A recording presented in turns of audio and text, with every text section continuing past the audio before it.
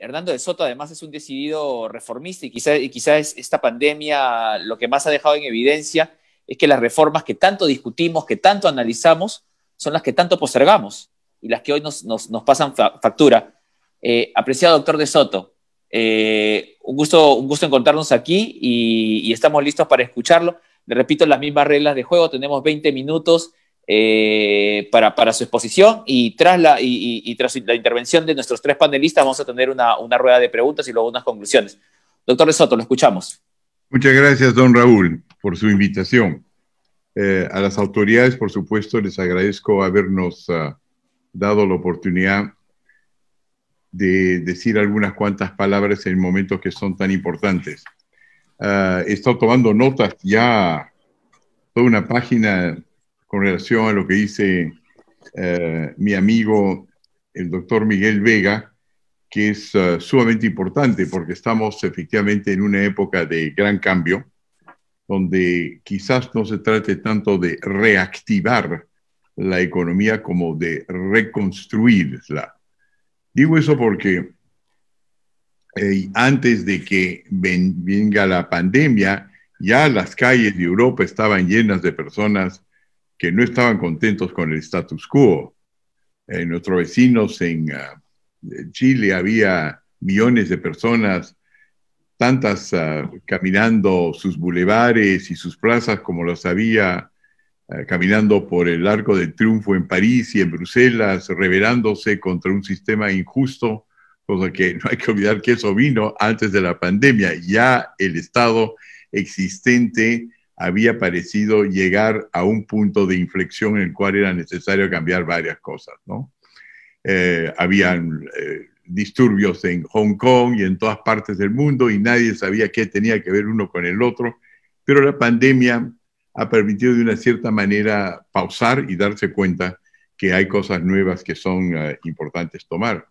Y en ese sentido, yo doy bienvenida a que la embajada alemana, el Servicio Exterior Económico, haya organizado esta conferencia, porque yo creo que hay algo mucho que pueden hacer países como Alemania.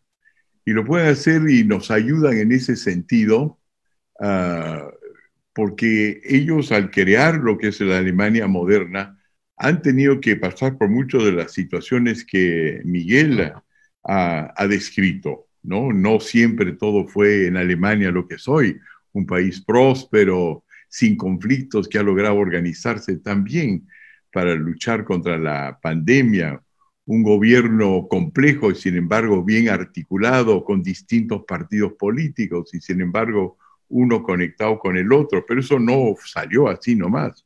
Salió porque enfrentaron crisis y como todo el mundo sabe, a las grandes crisis salen grandes soluciones y la gente resuelve cosas. Entonces, claro que en esos momentos no siempre era una pandemia, aunque hubo bastantes en esos momentos, sino hubo elementos shock muy fuertes, ¿no? Miguel hablaba, por ejemplo, de la informalidad. Entonces, si regresamos a ver, bueno, ¿qué es informalidad hoy día? Comparado qué podría haber sido o qué era informalidad en Alemania a principios del siglo XIX, e inclusive venía de antes del siglo XVIII, había un sistema de discriminación social. Miguel, que probablemente era tan grave como el nuestro. Los informales de Alemania eran todos aquellos campesinos que no tenían título a la tierra. Y esos que no tenían título a la tierra comenzaron inclusive 500 años antes que vengan las reformas Stein-Hardenberg en Alemania, que arrancaron más o menos en 1806. Arrancaron, entre otras cosas, porque desde Lutero eran movimientos cuyo objetivo era emancipar a los campesinos, emancipar a los campesinos que eran la mayor parte del país y cuyas tierras eran propiedad fundamental feudal de las clases superiores alemanas aliadas con la Iglesia Católica, que no dejaban que el título pase a los más pobres. Tomó literalmente 500 años de alemanes marchando las calles, diciendo además unas cosas muy simpáticas. Esto no nos va a gustar a todos los que tenemos algo de derecho, Miki, pero tenían grandes parcantas, yo me olvido cuál es la palabra en alemán, pero decía, los abogados son malos cristianos, ¿no? Entre otras cosas, porque no les daban el título de sus propias tierras. Y eso vino cuando Napoleón invadió a Prusia. Y cuando invade a Prusia, por supuesto, viene con ideas de reforma agraria y los derrota a los prusianos. Alemania todavía tomaría mucho más tiempo, hasta 1871, y convertirse en un país, pero ya había una cultura alemana. Y entonces la única manera que podía responder Guillermo II, para tener un ejército capaz de derrotar a Alemania, era reclutar campesinos, armarlos y hacer la resistencia que luego llevó al Congreso de Viena en 1815, y por fin pudieron comenzar a construir la Alemania que ya se reconoce existe hoy. Pero para eso tuvo que empoderar a los informales, que eran sobre todo agricultores en ese momento, y hubo que titularlos. Y como dentro del Estado no había un aparato que estaba dispuesto a hacerlo, crearon las reformas Stein-Hardenberg, muchas de las cuales sesionaban en un castillo que se llama el Castillo Hardenberg. Y castillo, dicho paso, que después acabó en la propiedad de un propietario...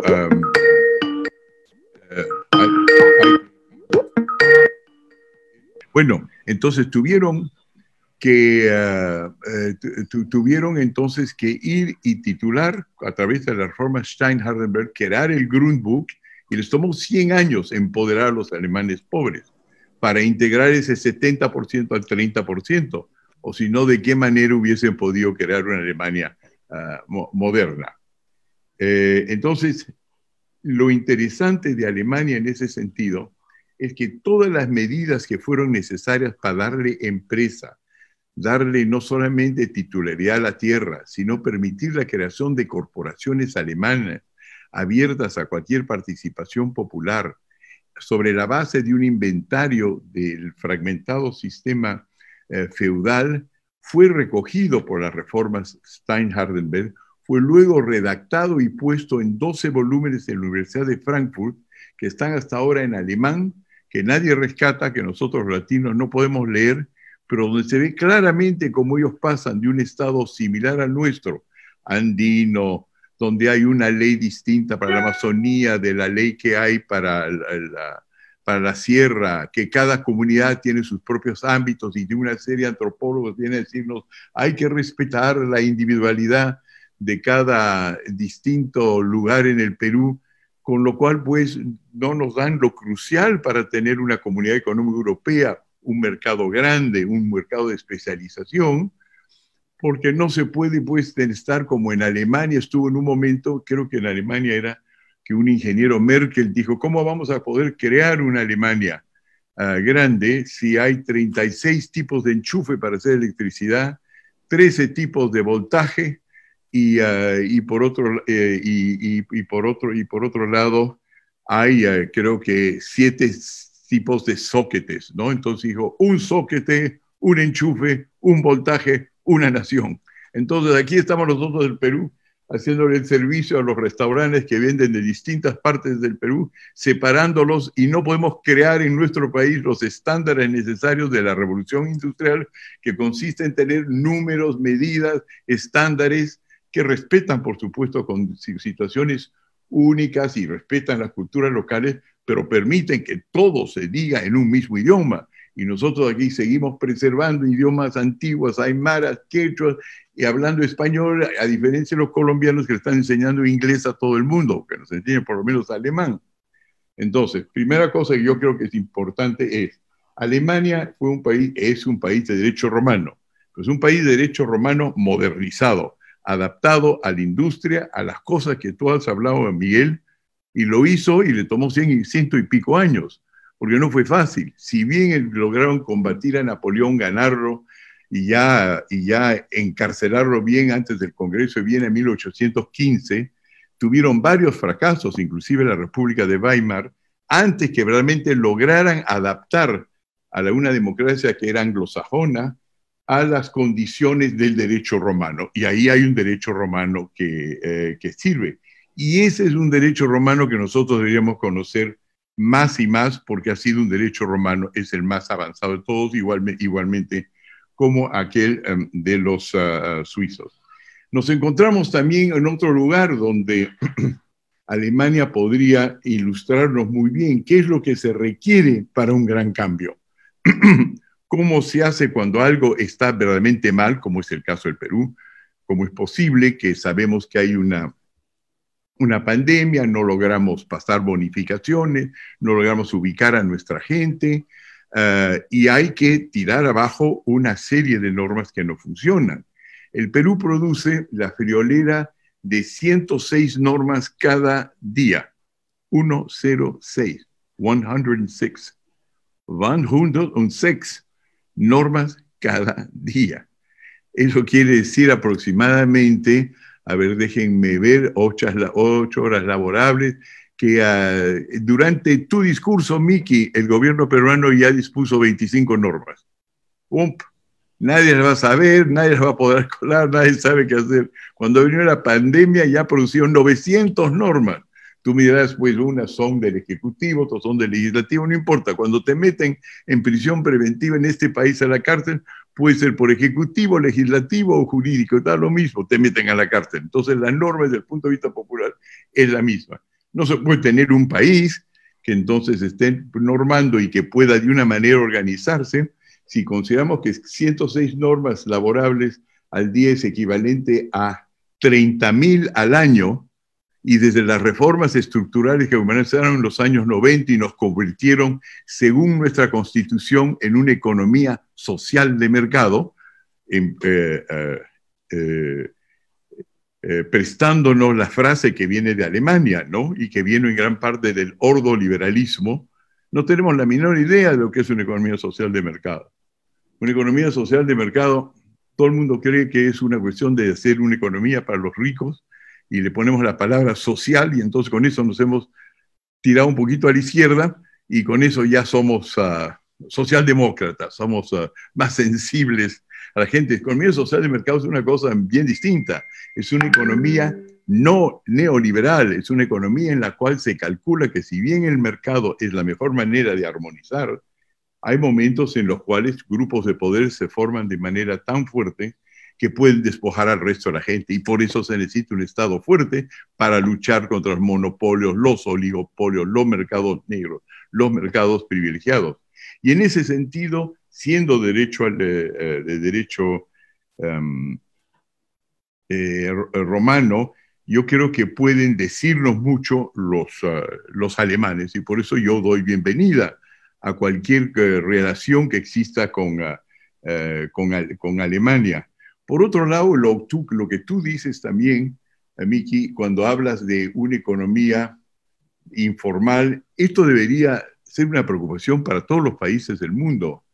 La OIT, la Organización Internacional del Trabajo en Suiza, que es donde la más vieja organización dentro de la familia de Naciones Unidas, acaba de dictar en base a estudios hechos por su director general, Guy Ryder, que maneja 3.000 funcionarios que recogen estadísticas en 45 oficinas regionales en todo el mundo, ha recogido de que somos en el mundo hoy día en la pandemia 7.500 millones de habitantes.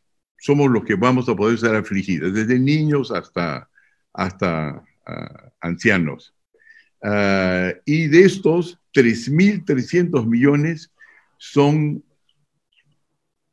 población económicamente activa, es decir, los que llevan el pan a la mesa. 3.300 millones. De estos 3.300 millones, 2.000 millones somos informales. 2.000. Es decir, no es solamente el 60-70% del Perú, es 60-70% del mundo, incluyendo China, que tiene 37%, según estadísticas del Banco Mundial. Cosa que esta situación de personas desamparadas que no reciben bonos, que no tienen cómo salir de su miseria, que hablan distintos idiomas, que no tienen acceso al crédito, al capital. Trata de imaginarse pues Alemania con sus maravillosas industrias sin acceso al capital, es imposible, sin acceso al crédito. ¿Cuánto tiempo les tomó? Los alemanes no tenían buenas universidades en el siglo XIII. Tuvieron que ir a Bolonia, Italia, a aprender cómo se estructuraba el derecho, dar garantías y acabar, después del tiempo, se comenzaron a volver en un país desarrollado.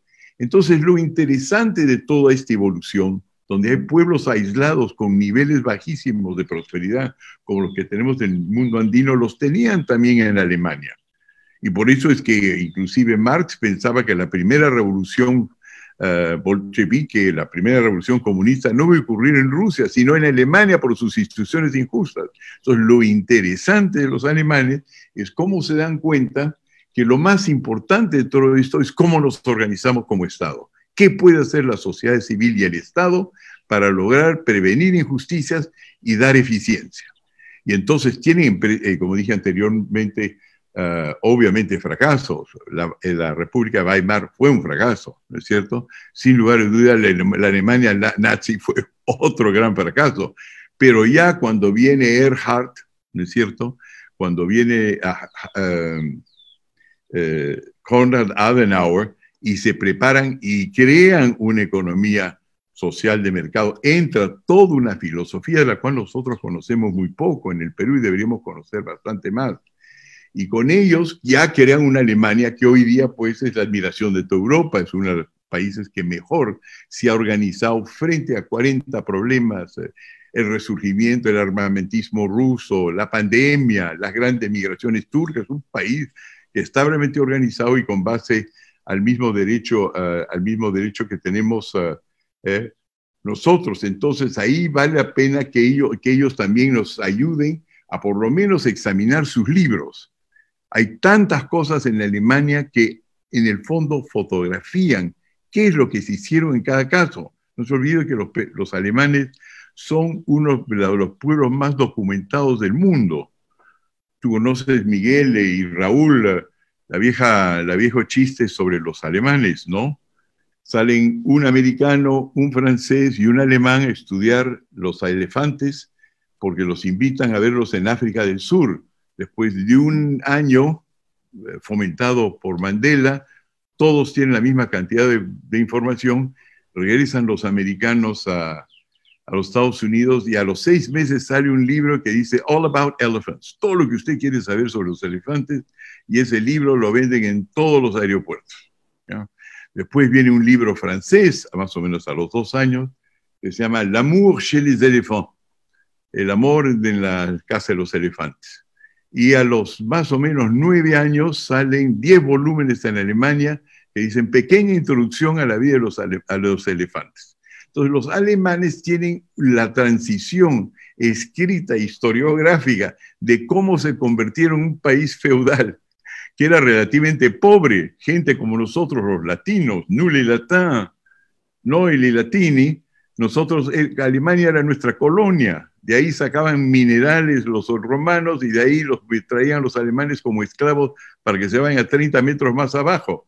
Pero nos superaron el derecho, adaptaron el derecho a la realidad, adaptaron el derecho a las pandemias, adaptaron el derecho a la revolución industrial y lo tienen todo muy, muy, muy bien documentado, y es una pena no tener realmente, yo cada vez que voy a Alemania, cuando yo veo esa enorme riqueza y siguen este pueblo teniendo esa literatura crucial para la transición de nosotros en idioma alemán. Lo digo eso porque realmente me da pena que las pocas cosas que leo en alemán tienen que ser hechas por un traductor que más o menos sabe dónde está el idioma. Y hay una cosa que también es muy importante, ¿no? Es el respeto del derecho. No andan por todos lados diciendo, oye, esto es una sociedad muy buena, hay que dejarla totalmente abierta y liberal, porque el derecho no es tan importante. Lo crucial acá es la salud, lo crucial acá son los derechos de la mujer, lo crucial acá son los derechos a no ser pobre, lo que estar acá es la biodiversidad, pero nada de eso funciona si no hay derecho.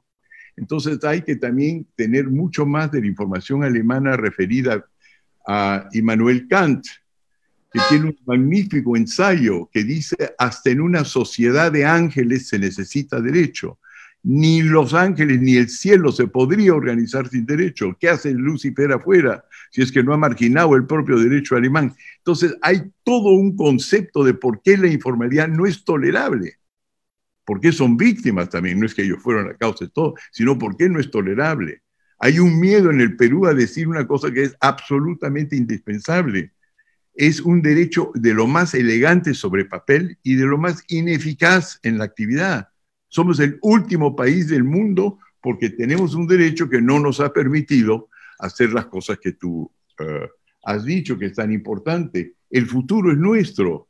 Los carros eléctricos van a requerir baterías, las baterías van a requerir litio. El Perú es rico en litio, pero tenemos todas las minas bloqueadas. Necesitamos tierras raras.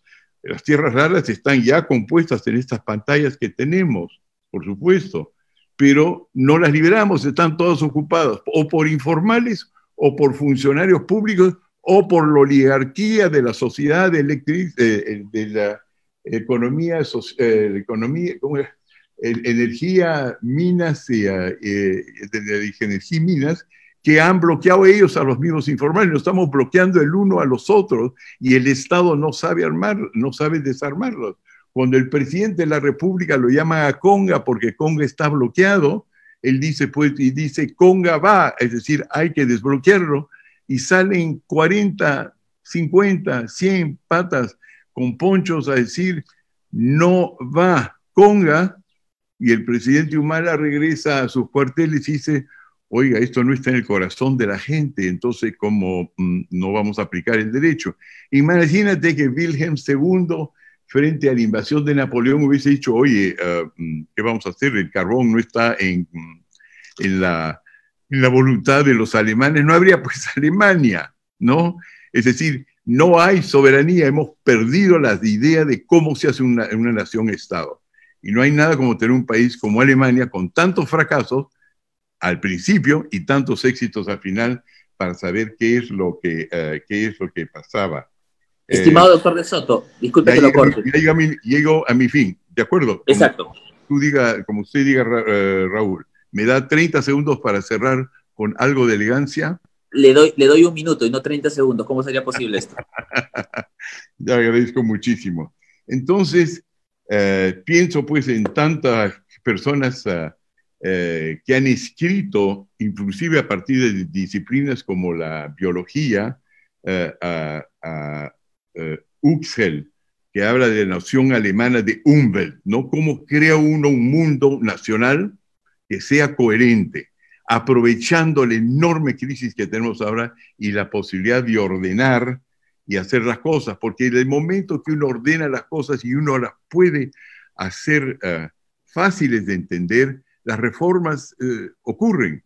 Cuando en Alemania, el este de Alemania y los países aledaños, como eran Checoslovaquia, Polonia, etcétera, hace pocos años, ¿no? Cuando cae el comunismo en 1989, ya todo el mundo está informado que el muro de Berlín es un muro que retiene al oriente. El sistema comunista no funciona y funciona entonces el Umwelt, que es la noción colectiva compartida por buenos sistemas de información de que este sistema no funciona y hay que ir hacia otro más democrático, más liberal. El comunismo cae en Alemania, si usted quita el ejemplo de Rumanía, sin un solo disparo. Un solo disparo. ¿Por qué? Porque estaba bien organizado. Yo creo que el Perú hemos llegado a ese momento dramático y al mismo momento tan prometedor como para crear la sociedad de la cual habla Miguel Vega, y lo que sería macanudo de recibir de los alemanes es dennos la historia de sus fracasos, de sus éxitos traducidos al español, porque van a corresponder muchísimo a lo que nosotros estamos viviendo, porque por si acaso no se han dado cuenta, en el Perú estamos viviendo en el siglo XIX.